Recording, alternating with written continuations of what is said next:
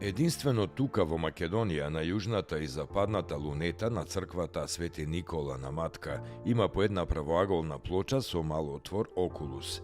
Релјефната плоча од јужната фасада е сочувана во целост. Централната позиција под окулусот ја зазема едноглаво суштество со две тела, лавови со висока тиара на главите. Горе лево два грифона во евхаристичен чин пијат од ваза. Горе десно има три фигури на волци или кучиња со опашките во устата.